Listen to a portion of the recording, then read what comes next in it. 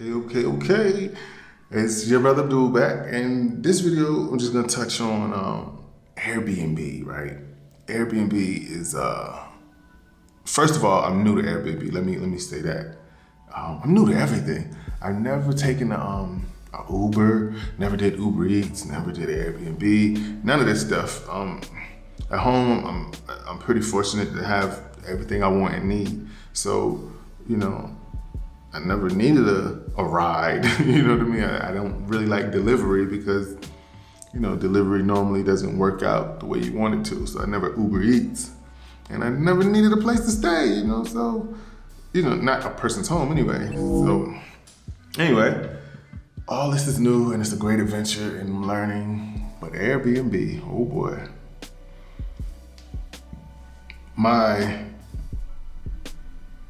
Oh man, I'm trying to figure out where I even want to start because there's so much to talk about. I tell you what though, as a photographer, I should have knew this because I should have knew this. But pictures ain't always what they seem. So a lot of the places that I was looking at online, they looked amazing. And I'm speaking on the one that I actually moved in right now. So I thought it was nice. And you know, everybody was like, oh, make sure you go in this area or that area, you know. So I was like, okay, well, I'd rather go to the nice area, then I can learn the areas and then I can, you know, downgrade or, you know, yeah, downgrade. I guess that's the word. Go for something a little cheaper. But I wanted to be cozy first. I wanted to make sure I was in a safe neighborhood. I didn't have any trouble and all of that. And that, you know, it was nice. So the pictures looked pretty good, you know, to me. And it was very, very small. But it had everything I needed, you know, for me. So I booked this place. And this place was, I can't remember what it was, but the total after the Airbnb fees, it was about $1,200 and something for the month. Whatever, right? Cool. You know, you try to get it. I don't know about Airbnb at home, but I just was equating it to like the Marriott. I, you know, normally might go to the Marriott or the Courtyard Inn, whatever, and you have your little kitchenette and everything like that. And those range from around $100 to $200 a night, depending on where you're at. So 30 days, you know, hey, $3,000, right? Nope. This one was only 12, so I was cool with that. I was, you know, real happy with it until I got there. Now, I don't want to sound like a diva, I don't want to sound bougie, but it won't what it looked like. So Condesa, the place that I stayed in, is a pretty old town. I mean, Mexico City in general, it seems to be pretty old, but they've done a lot of renovations and new builds, you know, in random places. But anyway, it was just old. So it looked real good and clean on the pictures and it was all white and everything like that. But in person, it wasn't so white, it wasn't so new looking. And that was challenging enough, you know what I mean?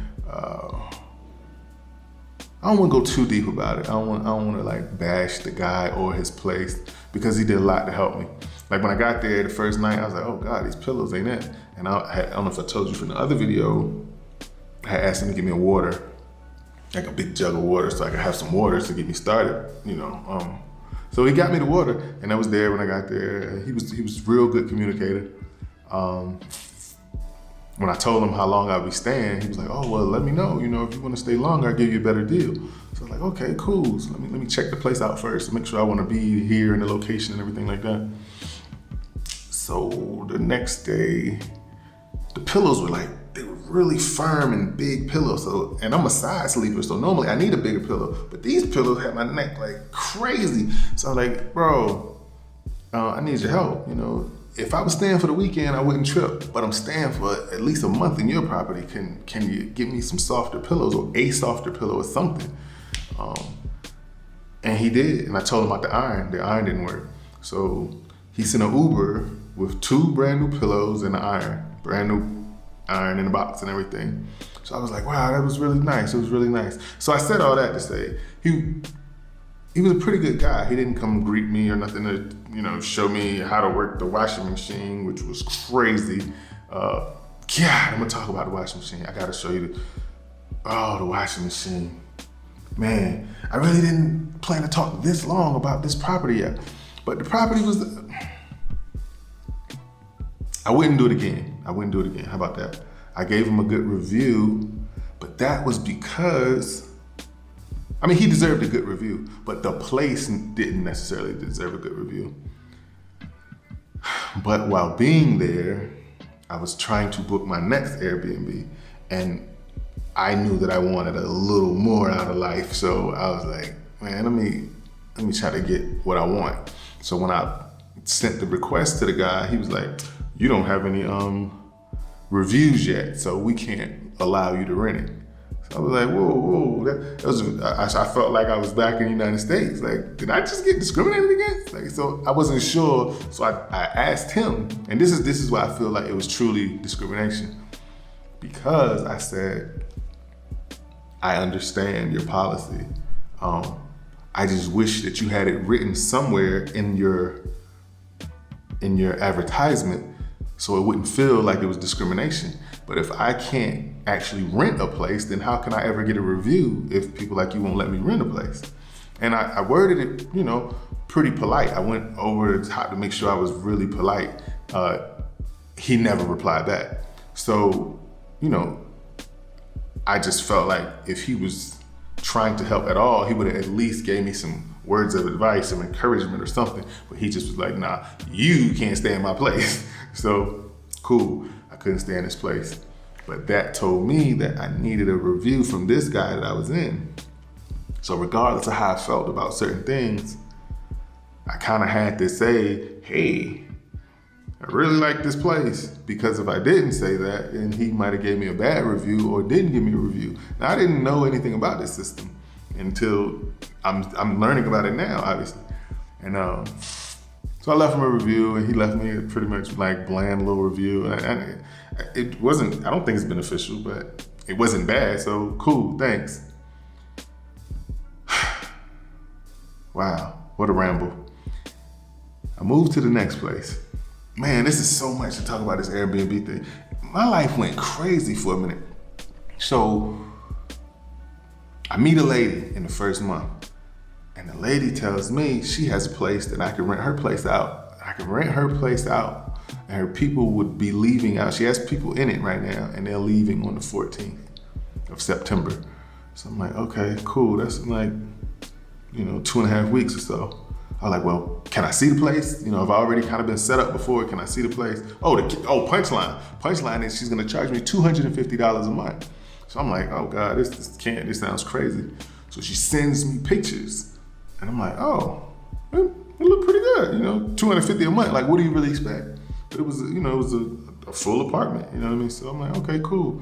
So I go with her one day, and she stays far. So this is my second ride on the subway. This is my first ride on the subway. No, I'm lying. It was my second ride on the subway. I'm sorry. But it's my second ride on the subway, and it's way across town somewhere, or the metro. So all of this, the stress is going through the roof. I don't really know her. She's taking me to some neighborhood I don't really know. So every scary movie you ever seen, I don't know if you've seen the movie Hostel, all of this stuff is going through my head. I'm thinking every Narcos movie you ever seen, everything's going through my head. I'm paranoid, I'm tripping out. Like, oh God, it's crazy. I don't know what's going on. She about to take me to wherever she's gonna take me to. So anyway, we get over there, and the people that she was renting the place to she popped up on them. That was kind of inconsiderate, and it should have been a red flag, but $250 made me keep stay interested. So anyway, she's knocking on the door, and they come to the door. He's like, hey, I can't show you the place right now, maybe another day, whatever. And she was like persistent. And I was like, oh, no, it's cool, don't worry about it. And she was still persistent. Again, these are red flags that I was overlooking. But I'm gonna show you a couple pictures of her place. That, and keep in mind, this is $250 that you're looking at. I thought, for $250, cool, because in reality, I'm not here to sit in the house all day. I'm not here to watch Netflix. I'm here to move around the city. I'm here to learn everything I can learn, and the only way I can really learn is coming outside. So this is my logic. I'm taking you on a ride with me. So you understand why I'm willing to step down, you know, all I really need is a place to stay. Just the way to sleep. So the bathroom was cool. And she said, oh yeah, I get you a bed, you know.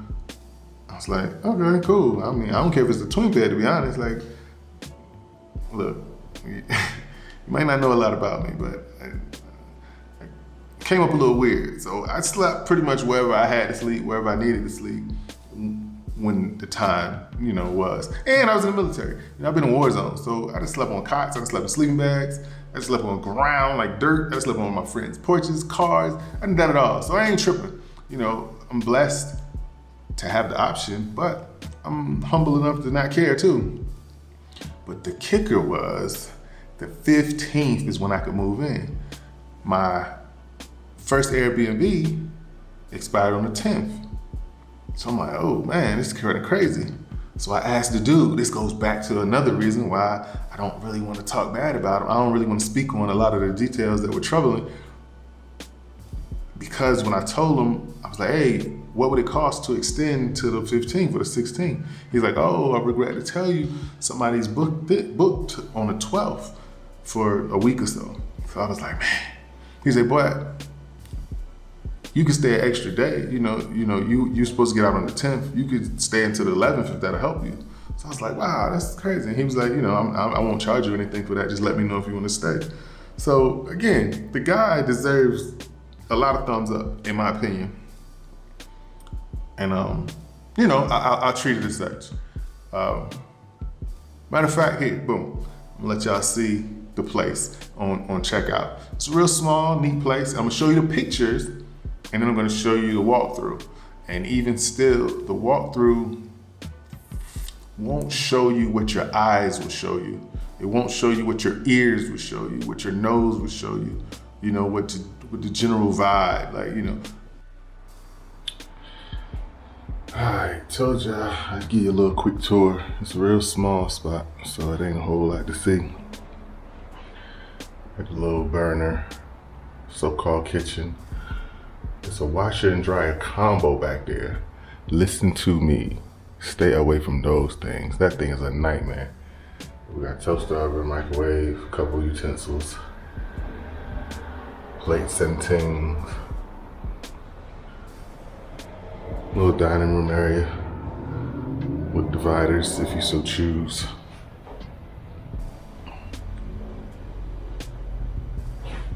Little TV area. My favorite part of the room. It's a nice little painting. I thought it was wallpaper, but it's actually painted. A pull-out sofa. The bar.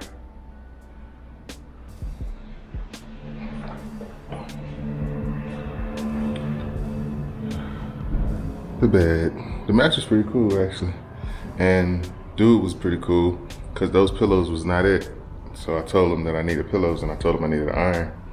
He sent it over in a Didi or Uber, whichever you call it. Got me an iron and 2 new pillows. It'll be better for everybody else. There's the AC over there. One of the closets. The other closet. Bathroom. So small. Guess that's all you need, but.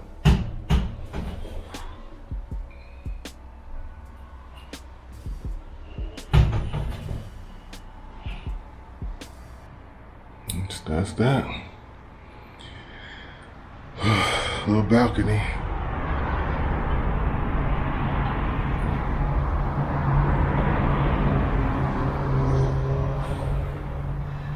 AC unit that you do not need, not right now anyway. That's it, folks. That's it. Ain't a whole lot to it. But it's all one person need. All I need anyway. Probably wouldn't come to this particular place ever again for a bunch of reasons we'll talk about in another video, but this is what it is. This is what it is. My first 30 days in Mexico City. Right here. All right then. It's tricky And I learned that as well, looking for another place. It's tricky to find a place that'll let you come and check it out ahead of time with Airbnb. I was told so many different things by so many different people when I was booking my second place. Some people were like, no, it's against policy. I can't give you the address. Some people were cool, like, hey, come on through. Some people said, yeah, I'll meet you on Monday, and then they avoided me on Monday and they wouldn't respond. I had a range of excuses, which led me to, I'm getting ahead of myself. So the lady, right?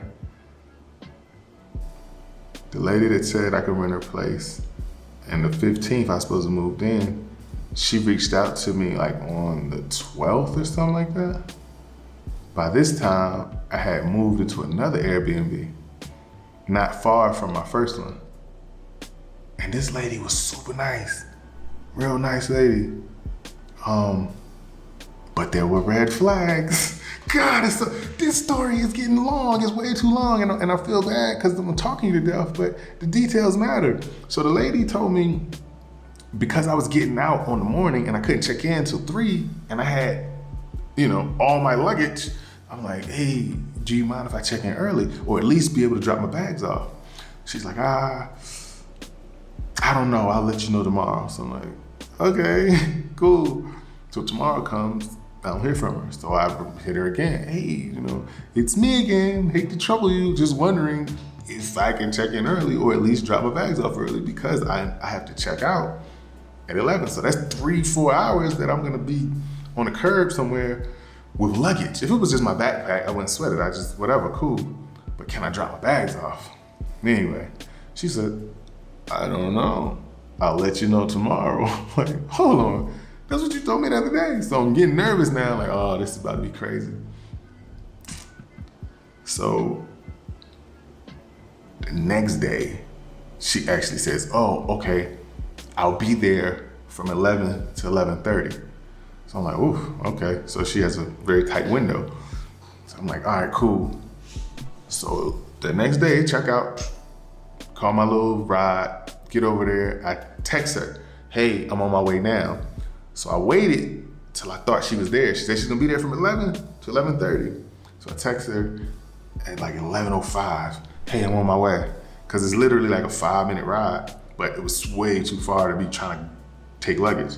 So I get over there. Before I'm there, she texts me back, oh, okay, I'm running late. I'll be there as soon as I can. That was her letting me know that she forgot all about it, and now she's just about to leave the house soon.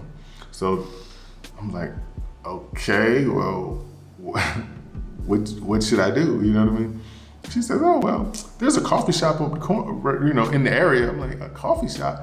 I have a bunch of luggage, you know what I'm saying? So anyway, if I can find it, I had a picture of all my luggage sitting on the corner, and it's on the main street. So I'm talking about, it's like 4 or 5 lanes, 6 lanes.